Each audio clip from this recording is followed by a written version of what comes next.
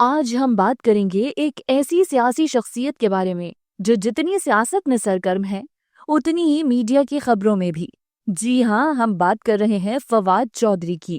اگر آپ دوستوں نے چینل کو سبسکرائب نہیں کیا تو کر لیں اور بیل آئیکن کے بٹن کو دبا دیں تاکہ آنے والی ہر نئی ویڈیو کا نوٹیفیکیشن آپ کو ملتا رہے۔ چلیں اب چلتے ہیں ویڈیو کی جانب۔ فواد احمد حسین چودھری کا تعلق جہلم پنجاب سے ہے۔ وہ 1970 کی دہائی میں پیدا ہوئے اور ابتدائی تعلیم بھی وہیں سے حاصل کی۔ فواد چودھری نے قانون میں ڈگری حاصل کی اور وکیل کے طور پر اپنا کریئر شروع کیا۔ انہیں ابتدا سے ہی سیاست اور میڈیا میں دلچسپی تھی۔ فواد چودھری نے سیاست کا آغاز پرویز مشرف کے دور میں کیا۔ پہلے وہ پاکستان مسلم لیگ قاف کے ساتھ منسلک رہے، پھر کچھ عرصہ پاکستان پیپلز پارٹی میں بھی فعال کردار ادا کیا، لیکن ان کی اصل پہچان بنی جب وہ پاکستان تحریک انصاف میں شامل ہوئے۔ پی ٹی آئی کے ترجمان کے طور پر فواد چودھری نے نہ صرف میڈیا پر بھرپور دفاع کیا بلکہ عمران خان کے قریبی حلقے میں بھی شامل ہو گئے۔ بعد ازاں یہ وفاقی وزیر اطلاعات کے عہدے پر بھی فائز رہے۔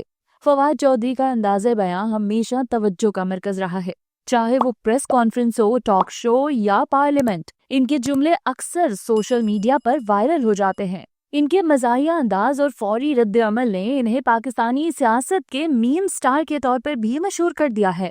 جہاں شہرت ہوتی ہے وہاں تنازعات بھی۔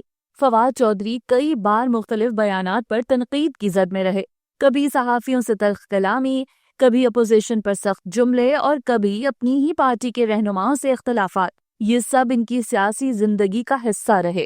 سال 2023 میں پی ٹی آئی کی مشکلات کے دوران فواد چودھری کو بھی گرفتار کیا گیا اور بعد میں انہوں نے پارٹی سے علیحدگی کا اعلان کر دیا۔ اب فواد چودھری سیاست میں ایک نیا راستہ تلاش کر رہے ہیں۔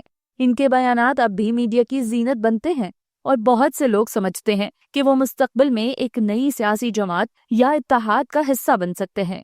فواد چودھری کی سیاست، مزاح اور میڈیا موجودگی انہیں ایک منفرد شخصیت بناتی ہے۔